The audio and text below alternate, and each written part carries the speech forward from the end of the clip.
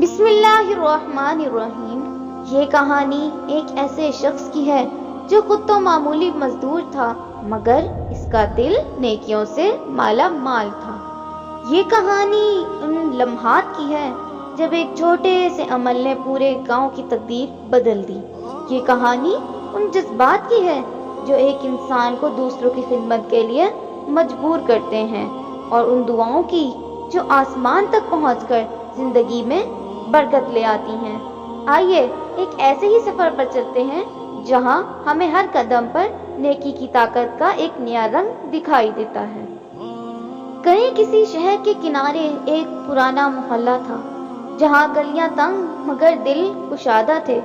وہ محلہ اپنے آپ میں ایک دنیا تھی جہاں ہر گھر کی اپنی کہانی تھی۔ انہی گلیوں میں ایک شخص رہتا تھا جس کا نام تھا علی۔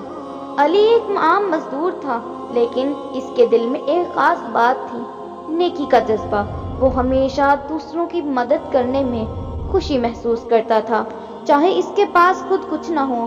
ایک دن صبح سویرے سورج کی پہلی کرن گلیوں میں اتر رہی تھی۔ رحمت علی اپنے کام پر جانے کے لیے تیار ہو رہا تھا کہ اس نے گلی میں ایک بچے کی آواز سنی، میری ماں بیمار ہے، کوئی مدد کرو، کوئی ڈاکٹر کو بلا دو۔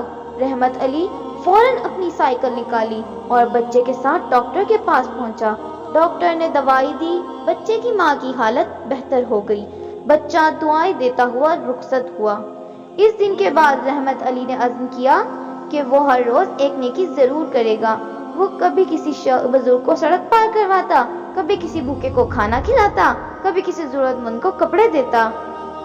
ایک شام جب وہ ایک بھوکے فقیر کو کھانا کھلا رہا تھا تو ایک اجنبی شخص نے اسے دیکھا۔ وہ شخص لباس سے امیر لگ رہا تھا لیکن اس کی آنکھوں میں عجیب سی اداسی تھی۔ تم روز لوگوں کی مدد کیوں کرتے ہو؟ اجنبی نے پوچھا۔ رحمت علی مسکرایا اور بولا، کیونکہ مجھے یقین ہے کہ نیکی کبھی ضائع نہیں جاتی، یہ دل کو سکون دیتی ہے اور اللہ کے قریب کرتی ہے۔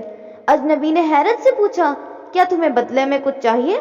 رحمت علی نے کہا، نہیں، بدلہ اللہ دیتا ہے اور وہ سب سے بہتر بدلہ دینے والا ہے۔ چند دن بعد وہی اجنبی شخص رحمت علی کے پاس آیا اور بولا، میں نے تمہاری نیکیوں سے بہت کچھ سیکھا۔ میں امیر ہوں لیکن دل کا سکون نہیں تھا۔ تمہاری باتوں نے مجھے سمجھایا کہ زندگی کا مقصد صرف دوسروں کی مدد کرنا ہے۔